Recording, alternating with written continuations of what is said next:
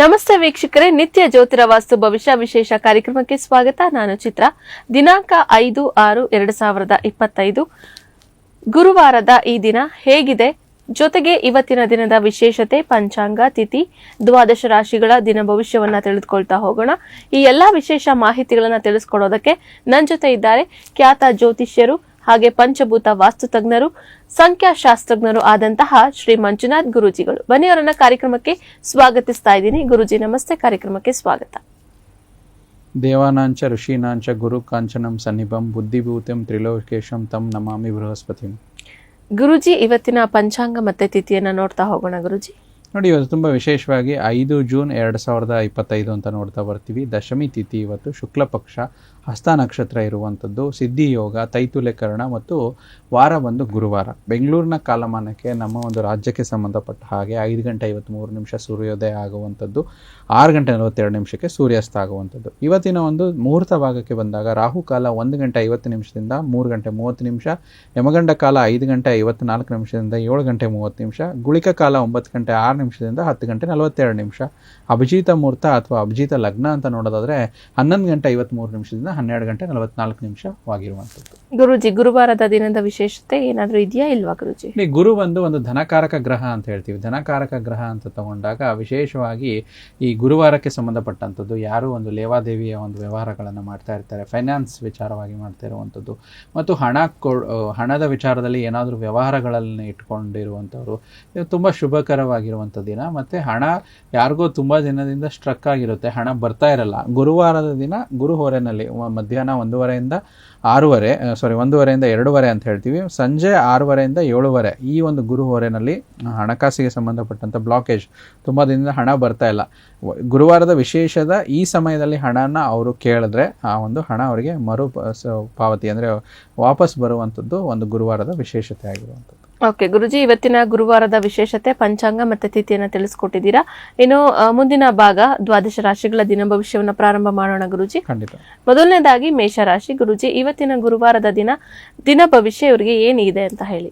ನೋಡಿ, ಮೇಷರಾಶಿಯವರು ಒಂದು ಹಂತವನ್ನು ದಾಟಿ ನಿಮ್ಮ ದೇಹವನ್ನು ಇವತ್ತು ದಂಡಿಸಬೇಡಿ. ಒಂದು ಸರಿಯಾದ ವಿಶ್ರಾಂತಿ ತೆಗೆದುಕೊಳ್ಳಿ. ಮತ್ತು ನೀವು ಪ್ರಯಾಣ ಮಾಡುವ, ಹಣ ಮತ್ತು ಖರ್ಚು ಮಾಡುವ ಮನಸ್ಥಿತಿಯಲ್ಲಿ ಇವತ್ತಿರ್ತೀರಾ. ಅದರಿಂದ ನಿಮ್ಮ ದಿನ ಶುಭವಾಗಿರುವಂಥದ್ದು ಮೇಷರಾಶಿಯವರಿಗೆ ನೋಡ್ತಾ ಬರ್ತೇವೆ. ಮೇಷರಾಶಿಯ ನಂತರ ಮುಂದಿನ ರಾಶಿ ಗುರುಜಿ, ವೃಷಭ ರಾಶಿಯ ಬಗ್ಗೆ ನೋಡೋಣ. ಇಂದು ನಿಮ್ಮ ವಿಶ್ವಾಸ ಬೆಳೆಯುವಂಥದ್ದು ಮತ್ತು ಪ್ರಗತಿ ನಿಶ್ಚಯವಾಗಿರುವಂಥದ್ದು ದಿನ ಅಂತ ಹೇಳ್ತೀವಿ. ತಾತ್ಕಾಲಿಕ ಸಾಲಕ್ಕಾಗಿ ಬಳಿ ಬರುವವರನ್ನು ನಿರ್ಲಕ್ಷಿಸಿ, ಅಂದರೆ ಅವರಿಗೆ ಯಾವುದೇ ಎಂಟರ್ಟೈನ್ ಮಾಡಬೇಡಿ. ಮನೆಯ ಸದಸ್ಯರ ಒಬ್ಬರ ವರ್ತನೆಯಿಂದ ನಿಮಗೆ ಸ್ವಲ್ಪ ತೊಂದರೆಗಳು ಆಗ್ಬೋದು ಅಥವಾ ಮಾನಸಿಕವಾಗಿ ಘಾಸಿ ಆಗ್ಬೋದು. ಈ ರೀತಿ ಒಂದು ವೃಷಭ ರಾಶಿಯವರ ದಿನ ಭವಿಷ್ಯವಾಗಿರುವಂಥದ್ದು. ವೃಷಭ ರಾಶಿಯ ನಂತರ ಮುಂದಿನ ರಾಶಿ ಬಗ್ಗೆ ಕೂಡ ತಿಳಿದುಕೊಳ್ತಾ ಹೋಗೋಣ ಗುರುಜಿ. ಮಿಥುನ ರಾಶಿ. ಮಿಥುನ ರಾಶಿಯವರು ನೋಡಿ, ಇವತ್ತು ಸ್ವಲ್ಪ ವ್ಯಾಯಾಮ ಮತ್ತು ನಿಮ್ಮ ದಿನವನ್ನು ಪ್ರಾರಂಭಿಸಬೇಕಾದ್ರೆ ಯೋಗ, ಪ್ರಾಣಾಯಾಮ, ಧ್ಯಾನದಿಂದ ಪ್ರಾರಂಭಿಸಿ. ಮತ್ತು ನಿಮ್ಮನ್ನ ಬಗ್ಗೆ ನಿಮಗೆ ಒಳ್ಳೆಯ ಅಭಿಪ್ರಾಯ ಇಟ್ಕೊಳ್ಳೋದು ಬಹಳ ಮುಖ್ಯ. ದಿನವನ್ನು ಒಳ್ಳೆಯ ಅಭ್ಯಾಸದಿಂದ ರೂಢಿ ಮಾಡಿಕೊಳ್ಳಿ. ಅದರಿಂದ ಕಟ್ಟುನಿಟ್ಟಾಗಿ ಒಂದು ನಿಮ್ಮ ಜೀವನದ ನಿಯಮಿತ ಕ್ರಮಗಳನ್ನು ಅನುಸರಿಸಿ. ಅದರಿಂದ ನಿಮ್ಮ ಜೀವನದಲ್ಲಿ ಎಲ್ಲ ರೀತಿಯ ಅನುಕೂಲತೆಗಳು ಮತ್ತು ಇವತ್ತಿನ ದಿನ ಖುಷಿದಾಯಕವಾಗಿರುವಂಥದ್ದು ಮಿಥುನ ರಾಶಿಯವರಿಗೆ ನೋಡ್ತಾ ಬರ್ತೇವೆ. ಮಿಥುನ ರಾಶಿಯವರಿಗೆ ಕೂಡ ಇವತ್ತಿನ ದಿನ ಒಳ್ಳೆ ದಿನ ಆಗಿದೆ, ಜೊತೆಗೆ ಖುಷಿದಾಯಕವಾದಂತಹ ಒಂದು ದಿನ ಆಗಿದೆ. ಒಳ್ಳೆದಾಗ್ಲಿ ಅಂತ ಹೇಳ್ತಾ ಗುರುಜಿ, ಮುಂದಿನ ರಾಶಿ ಕರ್ಕಾಟಕ ರಾಶಿ. ಕರ್ಕಾಟಕ ರಾಶಿಯವರು ಸ್ವಲ್ಪ ಕೋಪ ಕಂಟ್ರೋಲ್ ಇರಲಿ. ನಿಮ್ಮ ಮುಂಗೋಪ ಸ್ವಲ್ಪ ಹೆಚ್ಚು ತೊಂದರೆಗೆ ಇವತ್ತು ಸಿಲುಕಿಸ್ಬೋದು. ಮತ್ತು ತಾವು ಏನಾದರೂ ವ್ಯಸನಿಗಳಾಗಿದ್ದರೆ, ಸ್ವಲ್ಪ ಒಂದು ಆಲ್ಕೋಹಾಲು ಆ ರೀತಿ ವ್ಯಸನಗಳಾಗಿದ್ದರೆ, ಸ್ವಲ್ಪ ಮಾದಕತೆ ವ್ಯಸನಿಗಳಾಗಿದ್ದರೆ ಇವತ್ತು ನೀವು ಅವಾಯ್ಡ್ ಮಾಡ್ಕೋಬೇಕು. ಇಲ್ಲಾಂದರೆ ನಿಮ್ಮ ಬೆಲೆ ಬಾಳುವ ವಸ್ತುಗಳನ್ನು ಕಳೆದುಕೊಳ್ಳುವಂಥ ದಿನ ನಿಮಗೆ ಆಗುವಂಥದ್ದು. ಅದರ ಬಗ್ಗೆ ಎಚ್ಚರಿಕೆಯಿಂದ ಇರಿ ಅಂತ ಕರ್ಕಾಟಕ ರಾಶಿಯವರಿಗೆ ತಿಳಿಸ್ತಾ ಇದ್ದೇನೆ. ಕರ್ಕಾಟಕ ರಾಶಿಯ ನಂತರ ಮುಂದಿನ ರಾಶಿ ಬಗ್ಗೆನೂ ಕೂಡ ನೋಡ್ತಾ ಹೋಗೋಣ ಗುರುಜಿ. ಸಿಂಹ ರಾಶಿ. ನೋಡಿ, ಸಿಂಹ ರಾಶಿಯವರು ನಿಮ್ಮ ಹಣದ ವಿಚಾರದಲ್ಲಿ ಬಹಳ ಜಾಗರೂಕತೆಯಿಂದ ಇರಬೇಕು. ಅದರಲ್ಲಿ ವಿಶೇಷವಾಗಿ ಬೆಟ್ಟಿಂಗು, ಗ್ಯಾಮ್ಲಿಂಗು ಆ ರೀತಿ ಮಾಡುವವರು ಇವತ್ತು ಹಣ ಕಳೆದುಕೊಳ್ಳುವಂಥ ದಿನ ಆಗಿರೋದ್ರಿಂದ ಸ್ವಲ್ಪ ಇದರ ಬಗ್ಗೆ ಎಚ್ಚರಿಕೆ ಇರಿ ಅಂತ ಸಿಂಹರಾಶಿಯವರಿಗೆ ಸೂಚಿಸ್ತಾ ಇದ್ದೇನೆ. ಸಿಂಹ ರಾಶಿಯ ನಂತರ ಗುರುಜಿ ಮುಂದಿನ ರಾಶಿ ಬಗ್ಗೆ ಕೂಡ ನೋಡ್ತಾ ಹೋಗೋಣ. ಕನ್ಯಾ ರಾಶಿ. ರಾಶಿಯವರು ನೋಡಿ, ನಿಮ್ಮ ಸಾಮಾನ್ಯ ಜ್ಞಾನದಿಂದ ನಿರಂತರ ಪ್ರಯತ್ನ ಖಂಡಿತವಾಗಿಯೂ ಯಶಸ್ಸು ತರುವಂಥ ದಿನ ನಿಮ್ಗೆ ಇವತ್ತು. ಆದ್ರಿಂದ ತಾಳ್ಮೆಯಿಂದಿರಿ. ಕನ್ಯಾ ರಾಶಿಯವರಿಗೆ ಇವತ್ತು ದಿನ ಚೆನ್ನಾಗಿರುತ್ತೆ. ಕನ್ಯಾ ರಾಶಿಯ ವಿಚಾರಕ್ಕೆ ಸಂಬಂಧಪಟ್ಟಂತೆ ಇವತ್ತಿನ ದಿನ ಭವಿಷ್ಯವನ್ನ ಕೂಡ ತಿಳಿದುಕೊಂಡಿದ್ದಾಯ್ತು. ಗುರುಜಿ, ನಮ್ಗೆ ಒಂದು ಪ್ರಶ್ನೆ ಬಂದಿದೆ, ವಾಟ್ಸ್ಆಪ್ ನಲ್ಲಿ ತೆಗೆದುಕೊಳ್ಬೋದಾ? ಗುರುಜಿ, ಇವರು ಹೆಸರನ್ನ ತಿಳಿಸ್ತಾ ಇದ್ದಾರೆ. ಇವರ ಹೆಸರು ಬಂದು ಅಂಬರೀಶ್ ಅಂತ ಹೇಳಿ. ಜನ್ಮ ದಿನಾಂಕ ಗುರುಜಿ 2/6/1998. 2/6/98. ಓಕೆ. ಜನ್ಮ ಸಮಯ 3:56 PM ಗಳಲ್ಲಿ. ಗುರುಜಿ ಇವರು ಜನ್ಮ ಸ್ಥಳ ತಿಳಿಸಿಲ್ಲ ನಮ್ಗೆ, ಬಟ್ ಪ್ರಶ್ನೆನ ಕೇಳ್ತಾ ಇದ್ದಾರೆ. ಅವರ ಪ್ರೊಫೆಷನಲ್ ಗ್ರೋತ್ ಮತ್ತೆ ಬಿಸ್ನೆಸ್ ಬಗ್ಗೆ ಕೇಳ್ತಾ ಇದ್ದಾರೆ. ನೋಡಿ, ಅಂಬರೀಷ್ ಯಾರು ಪ್ರಶ್ನೆನ ಕಳಿಸಿದ್ದಾರೆ, ಅವ್ರು ಹುಟ್ಟಿರುವಂಥದ್ದು ಮಂಗಳವಾರ, ಪೂರ್ವ ಫಾಲ್ಗುಣಿ ನಕ್ಷತ್ರ, ಸಿಂಹರಾಶಿ. ಪೂರ್ವ ಫಾಲ್ಗುಣಿ ಆಗ್ಬೋದು ಅಥವಾ ಪುಬ್ಬ ಒಂದು ನಕ್ಷತ್ರನೂ ಎರಡೂ ಸೇಮೆ. ತುಲಾ ಲಗ್ನದ ಜಾತಕ. ಸೊ ಇವ್ರದ್ದು ಮುಖ್ಯ ಪ್ರಶ್ನೆ ಏನಿದೆ?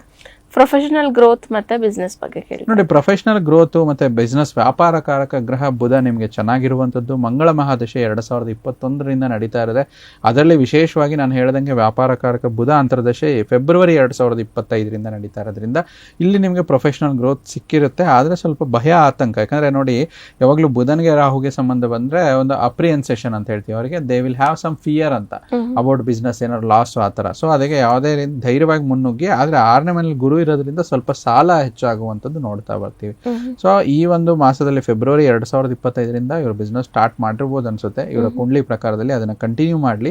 ಅದರಲ್ಲೇ ಯಥೇಚ್ಛವಾಗಿ ಇನ್ನೊಂದು ಸ್ವಲ್ಪ ಕ್ಲೈಂಟ್ ಅಟ್ರಾಕ್ಷನ್ ಅದೆಲ್ಲ ಚೆನ್ನಾಗಿ ಆಗಬೇಕು ಅಂತಂದ್ರೆ ಕಸ್ಟಮರ್ಸ್ ಆಗಲಿ ನಾರ್ತ್ ಫೇಸಿಂಗ್ ಕೂತ್ಕೊಳ್ಳುವಂಥದ್ದು. ಮತ್ತೆ ಅವ್ರು ಕೂತ್ಕೊಳ್ಳುವಂಥ ಸ್ಥಳದಲ್ಲಿ ಒಂದು ಮ್ಯಾಜಿಕ್ ಬಾಕ್ಸ್, ಮನಿ ಮ್ಯಾಜಿಕ್ ಬಾಕ್ಸ್ ಅಂತ ಬರುತ್ತೆ ನಮ್ಮ ವಾಸ್ತು ಪ್ರಕಾರದಲ್ಲಿ. ಅವರ ಒಂದು ಜಾತಕದ ಅನುಸಾರವಾಗಿ ಅದನ್ನ ಹೆಚ್ಚು ಅವರು ಇರುವಂಥ ಕ್ಯಾಶ್ ಟ್ರಾನ್ಸಾಕ್ಷನ್ಸ್ ಅಥವಾ ಈಗೆಲ್ಲ UPI ಎಲ್ಲ ಟ್ರಾನ್ಸಾಕ್ಷನ್ ಆಗುತ್ತಲ್ಲ, ಅದರಲ್ಲಿ ಆ ಮನಿ ಮ್ಯಾಜಿಕ್ ಬಾಕ್ಸ್ ಇದರಲ್ಲಿ UPI QR ಕೋಡ್ ಇಟ್ಟರೆ ಅಲ್ಲಿ ಅವರಿಗೆ ಹೆಚ್ಚು ಕ್ಲೈಂಟ್ಸ್ ಅಟ್ರಾಕ್ಷನ್ ಆಗುತ್ತೆ ಮತ್ತು ವ್ಯಾಪಾರದಲ್ಲಿ ವೃದ್ಧಿ ಆಗುತ್ತೆ. ಬರುವಂಥದ್ದು ಮುಂಬರುವ ದಿನದಲ್ಲಿ ರಾಹು ಒಂದು ಮಹಾದಶೆ 2028 ಇವರಿಗೆ ನಡೀತಾ ಇರುವಂಥದ್ದು. ರಾಹು ಕೂಡ ಇವರಿಗೆ ಗೋಚಾರದಲ್ಲಿ ಅಥವಾ ಇವರ ಜನ್ಮ ಜಾತಕದಲ್ಲಿ ಲಾಭ ಸ್ಥಾನದಲ್ಲಿ ಇದ್ದಾನೆ. ಯಾರ ಜಾತಕದಲ್ಲಿ ಲಾಭಸ್ಥಾನದಲ್ಲಿ ರಾಹು ಇರ್ತಾರೆ ಇವರಿಗೆ ಒಂದು ಒಳ್ಳೆಯ ಯೋಗ, ಅಖಂಡ ಸಾಮ್ರಾಜ್ಯ ಯೋಗ ಅಂತ. ಒಂದು ಪಾಲಿಟಿಷಿಯನ್ ಆಗಿರ್ಬೋದು, ಒಬ್ಬ ಬಿಸ್ನೆಸ್ ಮ್ಯಾನ್ ಅಲ್ಲಿ ಆಗಿರ್ಬೋದು, ನಾವು ಕೆಲವೊಂದು ಸೆಲೆಬ್ರಿಟಿ ಒಂದು ಹಾರೋಸ್ಕೋಪ್ ಅನಾಲಿಸಿಸ್ ಅಲ್ಲಿ ರತನ್ ಟಾಟಾ ಆ ತರ ಒಂದು ಜಾತಕದಲ್ಲಿ ಈ ತರ ನೋಡ್ತೀವಿ. ಜಾತಕ ಒಳ್ಳೇದಿದೆ, ಅದು ತಕ್ಕ ಫಲ ಪಡಬೇಕು. ಅಂದ್ರೆ ಏನಾಗುತ್ತೆ, ದುರಾಸೆ ಇರಬಾರ್ದು, ಆಸೆ ಇರಬೇಕು, ದುರಾಸೆ ಇರಬಾರ್ದು. ಜ್ಯೋತಿಷ್ಯ ಅದಕ್ಕೆ ಹೆಲ್ಪ್ ಮಾಡುವಂಥದ್ದು. ಆ ರೀತಿ ಮಾಡ್ಕೊಳ್ಳಿ. ತುಂಬಾ ಚೆನ್ನಾಗಿರುವಂತ ಜಾತಕ. ಸ್ವಲ್ಪ ಪರಿಹಾರ ಇಷ್ಟೇ, ಇವ್ರಿಗೆ ನಡೀತಾ ಇರುವಂತ ರಾಹು ಮಹಾದಶಕ್ಕೆ ಸಂಬಂಧಪಟ್ಟಂಥದ್ದು ಅಮ್ಮನವರ ಆರಾಧನೆ ಜಾಸ್ತಿ ಮಾಡಬೇಕು. ಪ್ರತಿ ಮಂಗಳವಾರ ಅಥವಾ ಶುಕ್ರವಾರ ದುರ್ಗಾದೇವಿಯ ದೇವಸ್ಥಾನಕ್ಕೆ ಹೋಗುವಂಥದ್ದು, ಓಂ ರಂ ರಾಹುವೇ ನಮಃ ಅಂತ ಒಂದು ಜಪಗಳನ್ನು ಮಾಡುವಂಥದ್ದು, ಇದು ತುಂಬ ಒಳ್ಳೆಯದಾಗುತ್ತೆ. ಇವರು ಆ್ಯನಿವರ್ಸರಿ ಬರ್ತ್ಡೇಗಳಲ್ಲಿ ಹೆಚ್ಚು ಒಂದು ರುದ್ರಾಶ್ರಮಕ್ಕೆ ಅಥವಾ ಯಾರು ಆರ್ಫನೇಜಸ್ ಅಂತ ಹೇಳ್ತಾರೆ ಅಲ್ಲಿ ಇವರು ಅವರ ಸೇವೆಯನ್ನು ಸಲ್ಲಿಸುವಂಥದ್ದು, ಅಲ್ಲೇ ಅವ್ರ ಕಾಣಿಕೆಗಳನ್ನು ನೀಡುವಂಥದ್ದು, ಉಡುಗೊರೆಗಳನ್ನು ನೀಡುವಂಥದ್ದು ಇವರಿಗೆ ಪರಿಹಾರ ರೂಪಕವಾಗಿ ಕೆಲಸ ಮಾಡುತ್ತೆ. ಓಕೆ, ಅಂಬರೀಷ್ ಅವರು ಕೂಡ ನಮಗೆ ಪ್ರಶ್ನೆಯನ್ನ ಕಳುಹಿಸಿದ್ರು. ಅವರ ಒಂದು ವಿಚಾರಕ್ಕೆ ಸಂಬಂಧಪಟ್ಟಂತೆ ಅವರು ಯಾವ ಒಂದು ಸಮಸ್ಯೆಯನ್ನ ಹೇಳ್ಕೊಂಡಿದ್ರು, ಅದಕ್ಕೆ ಪರಿಹಾರ ಕ್ರಮಗಳನ್ನ ಕೂಡ ಗುರೂಜಿಗಳು ತಿಳಿಸ್ಕೊಟ್ಟಿದ್ದಾರೆ. ನೀವು ಕೂಡ ಗುರೂಜಿಗಳ ಬಳಿ ಇದೇ ರೀತಿಯಾಗಿ ನಿಮ್ಮ ಸಮಸ್ಯೆ ಬಗ್ಗೆ ಚರ್ಚೆ ಮಾಡಬೇಕು ಅಂದ್ರೆ ಕೆಳಗಡೆ ಸ್ಕ್ರೀನ್ ಮೇಲೆ ಡಿಸ್ಪ್ಲೇ ಆಗ್ತಾ ಇರೋ ನಂಬರ್ಗೆ ವಾಟ್ಸ್ಆಪ್ ಮಾಡಿ ಅಥವಾ ಕಾಲ್ ಮಾಡೋದ್ರ ಮುಖಾಂತರ ನೀವು ಗುರೂಜಿಗಳನ್ನ ಭೇಟಿಯಾಗಬಹುದು. ಇಲ್ಲ ನಾವು ಲೈವ್ ನಲ್ಲಿ ಮಾತಾಡ್ತೀವಿ ಅಂದ್ರೆ ಪ್ರತಿ ಶನಿವಾರ ಪ್ರಗತಿ ಟಿವಿ ಮತ್ತೆ ಪ್ರಗತಿ ಡಿಜಿಟಲ್ ನಲ್ಲಿ ಪ್ರಸಾರ ಆಗುವಂತಹ 9 ಗಂಟೆಗೆ ನಿತ್ಯ ಜ್ಯೋತಿರ ವಾಸ್ತು ಭವಿಷ್ಯ ಈ ಕಾರ್ಯಕ್ರಮದಲ್ಲಿ ಗುರೂಜಿಗಳ ಬಳಿ ನೀವು ನೇರವಾಗಿ ಮಾತನಾಡಬಹುದು. ಜೊತೆಗೆ ಕರೆ ಮಾಡಿ ಕೂಡ ನೀವು ಮಾತನಾಡಬಹುದು ಅಂತ ತಿಳಿಸ್ತಾ ಗುರೂಜಿ ನಾವು ದಿನ ಭವಿಷ್ಯವನ್ನ ಮುಂದುವರಿಸ್ತಾ ಹೋಗೋಣ. ಗುರೂಜಿ, ಕನ್ಯಾ ರಾಶಿಯವರೆಗೂ ನೋಡಿದ್ವಿ, ಇನ್ನು ಮುಂದಿನ ರಾಶಿ ತುಲಾ ರಾಶಿ. ಗುರೂಜಿ ನೋಡಿ, ತುಲಾ ರಾಶಿಯವರ ವಿಚಾರದಲ್ಲಿ ನಾವು ದಿನ ಭವಿಷ್ಯದ್ದು ನೋಡೋದಾದ್ರೆ ತುಲಾ ರಾಶಿಯವರಿಗೆ ರಾಶಾಧಿಪತಿಯ ಒಂದು ಬಲ ಇವತ್ತು ತುಂಬಾ ಚೆನ್ನಾಗಿರುವಂಥದ್ದು. ಮತ್ತೆ ನಿಮಗೆ ದೊರಕುವ ಹೊಸ ಅವಕಾಶಗಳು ನಿಮಗೆ ಅನ್ವೇಷಿಸಿ ಈ ಯೋಜನೆಗಳನ್ನು ಕಾರ್ಯಸಾಧ್ಯತೆಗೆ ತರುವಂಥದ್ದು, ಒಂದು ಅಧ್ಯಯನ ಮೂಲಕ ಇವತ್ತಿನ ದಿನ ದುಡುವಂಥದ್ದು, ಹೆಚ್ಚು ಅಧ್ಯಯನ ಮತ್ತು ರಿಸರ್ಚ್ ಇಂದ ತುಲಾ ರಾಶಿಯವರಿಗೆ ಇಂದು ತುಂಬಾ ಚೆನ್ನಾಗಿ ಒಳ್ಳೆಯ ದಿನ, ಶುಭ ದಿನವಾಗಿರುವಂಥದ್ದು. ತುಲಾ ರಾಶಿಯ ನಂತರ ಮುಂದಿನ ರಾಶಿ ಗುರೂಜಿ ವೃಶ್ಚಿಕ ರಾಶಿ. ನೋಡಿ, ವೃಶ್ಚಿಕ ರಾಶಿಯವರಿಗೆ ನೋಡೋದಾದ್ರೆ ಇವತ್ತು ಸ್ವಲ್ಪ ಸ್ನೇಹಿತರೊಂದಿಗೆ ಪಾರ್ಟಿಯಲ್ಲಿ ಸಾಕಷ್ಟು ಹಣ ಖರ್ಚು ಮಾಡುವಂಥದ್ದು ತೋರಿಸ್ತಾ ಇದೆ.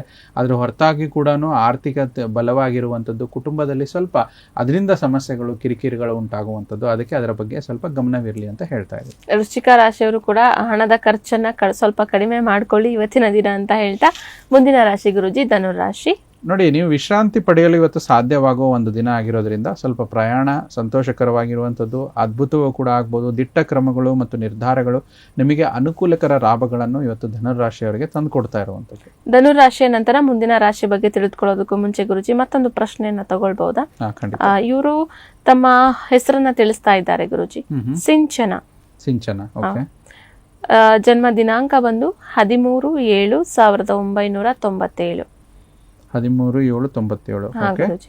ಜನ್ಮ ಸಮಯ ಬಂದು 11:23 PM ಗಳಲ್ಲಿ. ಓಕೆ.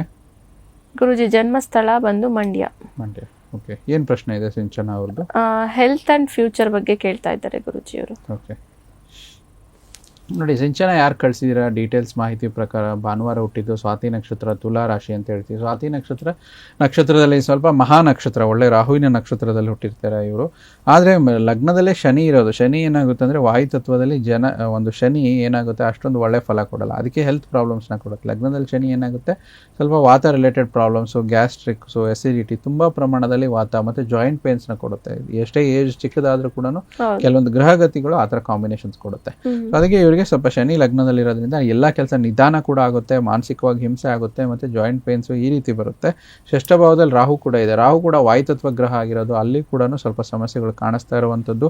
ಅದರಲ್ಲಿ ವಿಶೇಷವಾಗಿ ಗುರು ಮಹಾದಶೆ ಶುಕ್ರ ಅಂತರ್ದಶೆ ನಡೀತಿದ್ದಾರೆ. ಅದರಲ್ಲಿ ರಾಹು ಅಂತರ್ದಶೆ ಡಿಸೆಂಬರ್ 2024ರಿಂದ ರಾಹು ಅಂತರ್ದಶೆಯಲ್ಲಿ ಇವರಿಗೆ ಸ್ವಲ್ಪ ಆರೋಗ್ಯದಲ್ಲೇ ಏರುಪೇರುಗಳು ಜಾಸ್ತಿ ಇರುತ್ತೆ. ಆದರೆ ಮುಂಬರುವ ದಿನದಲ್ಲಿ ಸೂರ್ಯ ಮಹಾದಶೆ ಬರುತ್ತೆ, ಅಂದರೆ ಸೂರ್ಯ ಅಂತರ್ದಶೆ ಆಗಸ್ಟ್ 2025ರಿಂದ ಹೆಲ್ತ್ ವಿಚಾರವಾಗಿ ತುಂಬ ಚೆನ್ನಾಗಿರುತ್ತೆ.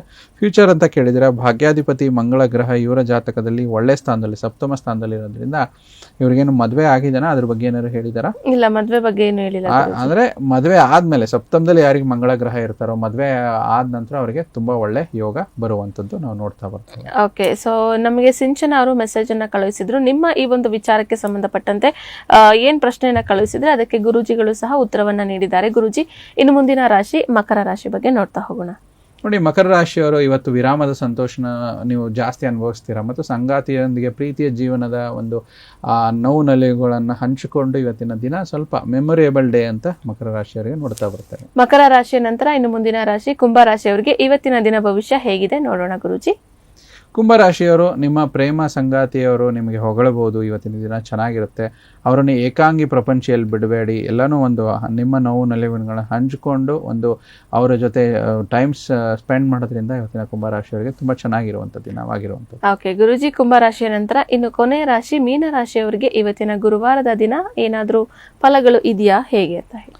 ನೋಡಿ, ದೇಹದ ನೋವಿನಿಂದ ಬಳಲುವ ಸಾಧ್ಯತೆ ಹೆಚ್ಚಾಗಿರುವಂಥದ್ದು ಮೀನರಾಶಿಯವರಿಗೆ ನೋಡ್ತಾ ಬರ್ತೀವಿ. ಮತ್ತು ದೇಹದ ಮೇಲೆ ಹೆಚ್ಚು ಒತ್ತಡ ಹಾಕುವ ಯಾವುದೇ ದೈಹಿಕ ಪರಿಶ್ರಮವನ್ನು ತಪ್ಪಿಸಲು ಸ್ವಲ್ಪ ಪ್ರಯತ್ನಿಸಿ, ಸಾಕಷ್ಟು ವಿಶ್ರಾಂತಿ ತೆಗೆದುಕೊಳ್ಳಿ. ಇದರಿಂದ ಮೀನರಾಶಿಯವರಿಗೆ ಹೆಚ್ಚು ಒಳ್ಳೆ ದಿನ ಆಗಿರುವಂಥದ್ದು ನೋಡ್ತಾ ಬರ್ತೀವಿ.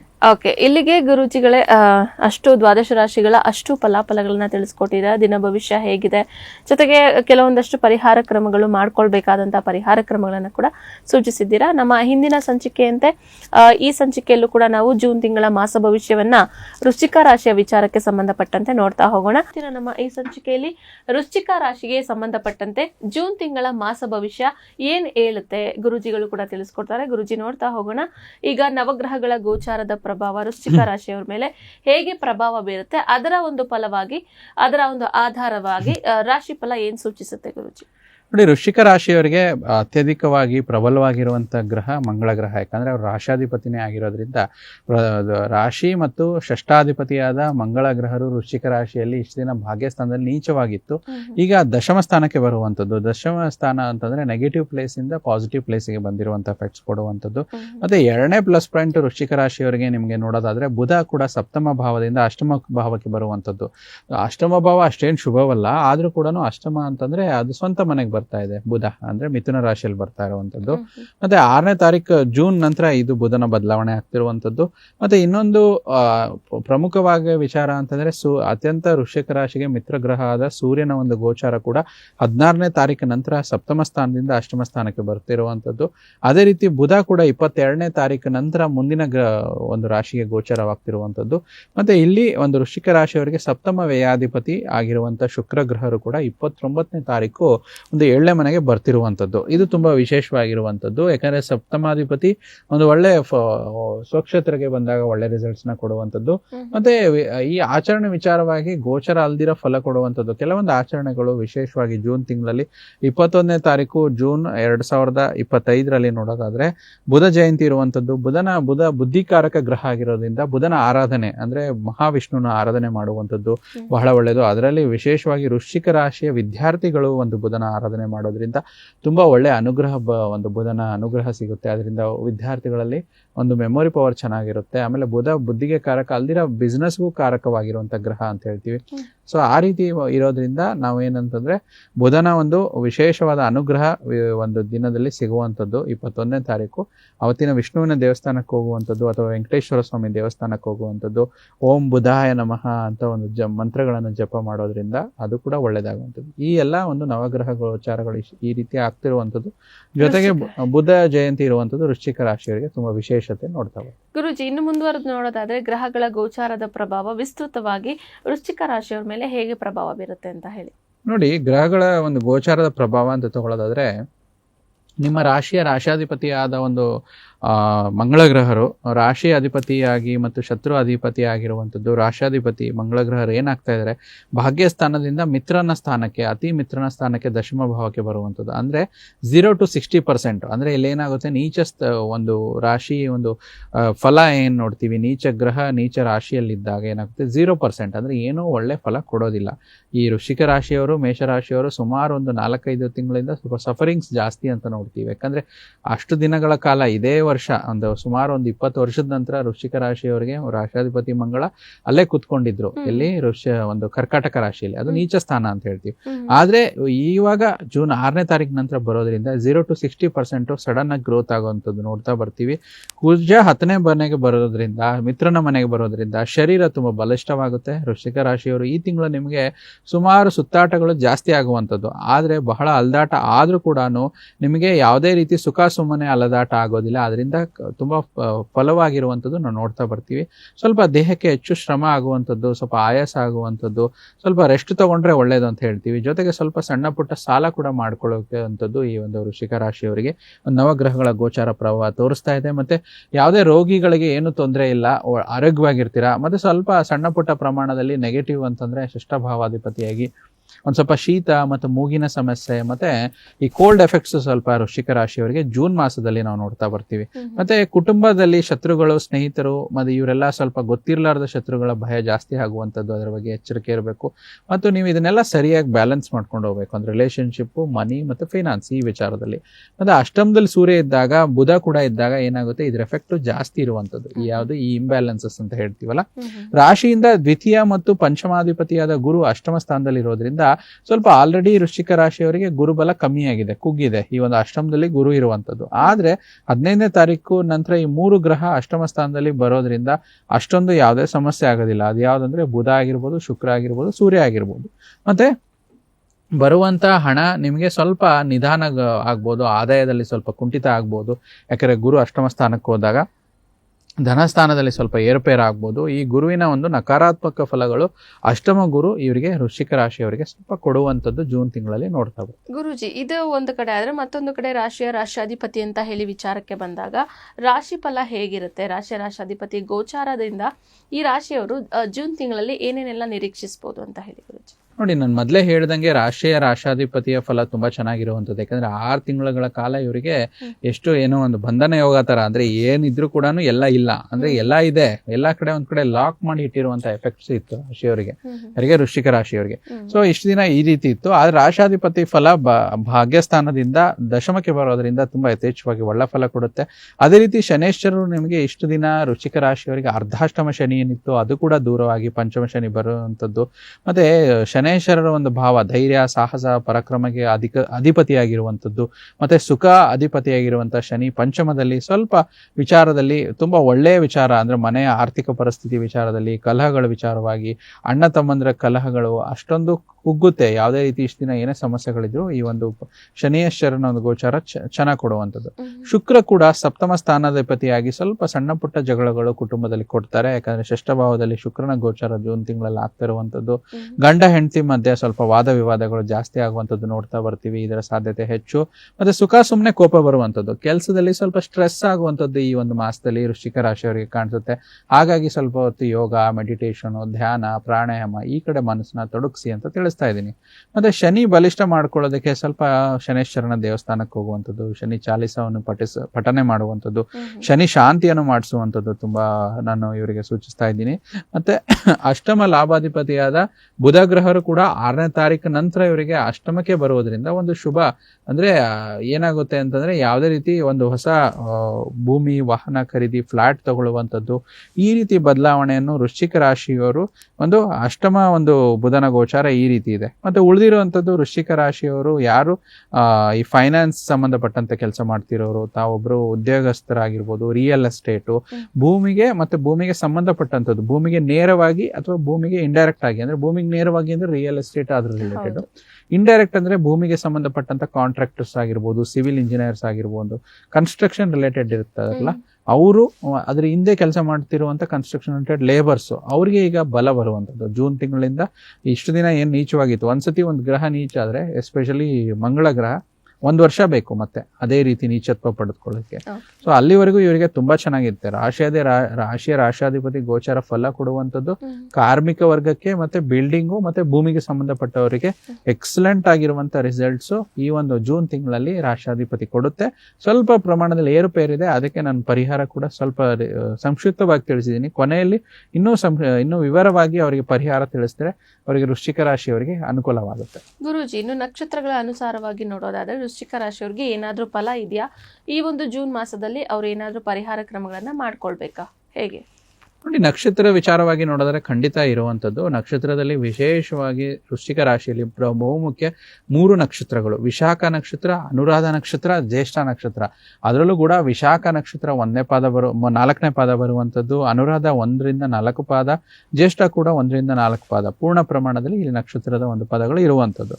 ಅದರಲ್ಲಿ ವಿಶಾಖ ನಕ್ಷತ್ರ ವೃಶ್ಚಿಕ ರಾಶಿಯವರಿಗೆ ಸ್ವಲ್ಪ ಜಾಯಿಂಟ್ ಪೇನ್ಸ್ ಬರುವಂಥದ್ದು ಕಾಣಿಸುತ್ತೆ, ಕಾಲು ನೋವಿನ ಸಮಸ್ಯೆ ಸ್ವಲ್ಪ ಜಾಸ್ತಿ ಆಗುವಂಥದ್ದು ವಿಶಾಖ ನಕ್ಷತ್ರದವರಿಗೆ. ಅನುರಾಧ ನಕ್ಷತ್ರದವರಿಗೆ ನೋಡೋದಾದ್ರೆ ಸ್ವಲ್ಪ ಏನಾದರೂ ಹೊಸ ಒಂದು ಉಡುಗೊರೆ ಸಿಗುವಂಥದ್ದು, ಸ್ನೇಹಿತರಿಂದ ಸಹಾಯ ಸಿಗುವಂಥದ್ದು, ಇದರಿಂದ ನಿಮಗೆ ಸಮಾಧಾನ ಕೊಡುವಂಥದ್ದು, ಒಂದು ಮಾನಸಿಕ ಸ್ಥಿತಿಗತಿಗಳಲ್ಲಿ ಸ್ವಲ್ಪ ಉತ್ತಮವಾಗುವಂಥದ್ದು ಅನುರಾಧ ನಕ್ಷತ್ರದವರಿಗೆ ನೋಡ್ತಾ ಬರ್ತೀವಿ.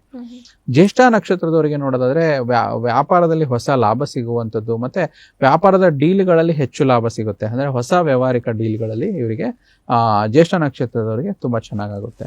ಸೊ ಇನ್ನು ಪರಿಹಾರ ಅಂತಂದ್ರೆ ನಾವೇನಾಗುತ್ತೆ, ಸ್ವಲ್ಪ ಇಲ್ಲಿ ಏನಾಗುತ್ತೆ, ಪಂಚಮ ಶನಿಯ ಸ್ವಲ್ಪ ದೋಷ ಮತ್ತೆ ಗುರುಬಲ ಕುಗ್ಗಿದ್ದಾಗ ಏನಾಗುತ್ತೆ, ಪರಿಹಾರ ಸ್ವಲ್ಪ ಸ್ಟ್ರಾಂಗ್ ಆಗಿ ಮಾಡ್ಬೇಕಾಗುತ್ತೆ. ಹಿಂದೆ ನಾವೇಗೆ ತುಲಾ ರಾಶಿಯವರಿಗೆ ನೋಡಿ, 6ಷ್ಠ ಭಾವದಲ್ಲಿ ಶನಿ ಇದೆ, ಶನಿನ ಬಲಪಡಿಸೋದಕ್ಕೆ ಕೆಲವೊಂದು ಪರಿಹಾರಗಳನ್ನು ತಿಳಿಸಿದ್ವಲ್ಲ, ಇವರಿಗೂ ಕೂಡ ಏನಾಗುತ್ತೆ, ಅಷ್ಟಮದಲ್ಲಿ ಇಷ್ಟು ದಿನ ಏನಾಗಿತ್ತು, ವೃಶ್ಚಿಕ ರಾಶಿಯವರಿಗೆ ಕೊನೆ 1 ವರ್ಷಗಳ ಕಾಲ ಪೂರ್ಣ ಪ್ರಮಾಣದಲ್ಲಿ ಗುರುಬಲ ಇತ್ತು.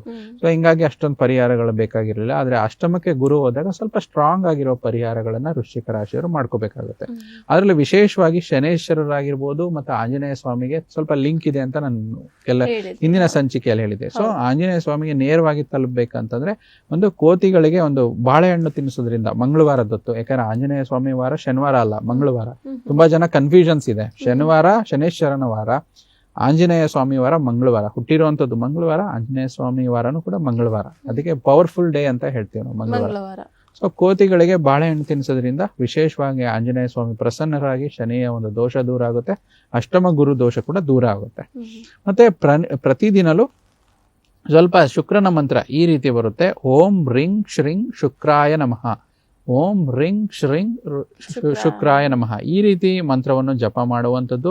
ಮತ್ತೆ ಮನೆಗೆ ಇರುವಂಥ ದೇವಸ್ಥಾನಕ್ಕೆ ಭೇಟಿ ನೀಡಿ ದೇವರ ಧ್ಯಾನ ಒಂದು 10-20 ನಿಮಿಷಗಳ ಕಾಲ ಆ ದೇವರ ಯಾವ ದೇವಸ್ಥಾನಕ್ಕೆ ನಿಟ್ಟಿರ್ತೀರಿ ಆ ದೇವರ ಒಂದು ಧ್ಯಾನ ಕಣ್ಮುಚ್ಕೊಂಡು 10-20 ನಿಮಿಷ ಮಾಡೋದ್ರಿಂದ ಆ ಒಂದು ಎನರ್ಜೀಸ್ ತುಂಬಾ ಚೆನ್ನಾಗಿ ಸಿಗುತ್ತೆ. ಈ ರೀತಿ ಈ ಒಂದು 3 ನಕ್ಷತ್ರಗಳು ಮತ್ತೆ ಈ ರೀತಿ ಪರಿಹಾರ ಮಾಡ್ಕೊಳ್ಳೋದ್ರಿಂದ ವೃಶ್ಚಿಕ ರಾಶಿಯಲ್ಲಿ ಔಟ್ ಆಫ್ 100 ಒಂದು 60% ಚೆನ್ನಾಗಿದೆ, ಇನ್ನೊಂದು 40% ಈ ಪರಿಹಾರ ಮೂಲಕ ಜೂನ್ ತಿಂಗಳಲ್ಲಿ ಅವರ ಒಂದು ಭವಿಷ್ಯವನ್ನು ಉತ್ತಮ ಮಾಡ್ಕೋಬಹುದಾಗಿದೆ. ಓಕೆ ವೀಕ್ಷಕರೇ, ನಕ್ಷತ್ರಗಳ ಅನುಸಾರವಾಗಿ ಯಾವ ರೀತಿಯಾಗಿ ವೃಶ್ಚಿಕ ರಾಶಿಯವರು ಜೂನ್ ತಿಂಗಳಲ್ಲಿ ಏನ್ ಫಲ ಪಡಿಬಹುದು, ಜೊತೆಗೆ ಪರಿಹಾರ ಕ್ರಮಗಳನ್ನ ಕೂಡ ಗುರೂಜಿಗಳು ತಿಳಿಸ್ಕೊಟ್ಟಿದ್ದಾರೆ, ಅದನ್ನ ಮಾಡ್ಕೊಳ್ಳಿ, ನಿಮ್ಗೂ ಕೂಡ ಒಳ್ಳೇದಾಗ್ಲಿ ಅಂತ ಹೇಳ್ತಾ ಇವತ್ತು ನಮ್ ಜೊತೆ ಇದ್ದು ಸಾಕಷ್ಟು ವಿಶೇಷ ಮಾಹಿತಿಗಳನ್ನ, ಜೊತೆಗೆ ದ್ವಾದಶ ರಾಶಿಗಳ ಫಲಾಫಲಗಳೊಟ್ಟಿಗೆ ಎಲ್ಲದನ್ನ ಕೂಡ ಗುರೂಜಿಗಳು ತಿಳಿಸ್ಕೊಟ್ಟಿದ್ದಾರೆ. ಗುರೂಜಿ ಧನ್ಯವಾದಗಳು. ಕೃಷ್ಣಾರ್ಪಣ ಮಸ್ತು. ನೋಡಿದ್ರಲ್ಲ ವೀಕ್ಷಕರೇ, ಇವತ್ತಿನ ಈ ಸಂಚಿಕೆಯನ್ನ ಇಲ್ಲಿಗೆ ಮುಗಿಸ್ತಾ ಇದ್ದೀನಿ. ಮತ್ತೊಂದು ಸಂಚಿಕೆಯಲ್ಲಿ ಮತ್ತೊಂದು ವಿಶೇಷತೆಯೊಂದಿಗೆ ಭೇಟಿಯಾಗೋಣ. ನೋಡ್ತಾ ಇರಿ ಪ್ರಗತಿ ಟಿವಿ, ಇದು ನಿಮ್ಮಿಂದ ನಿಮಗಾಗಿ.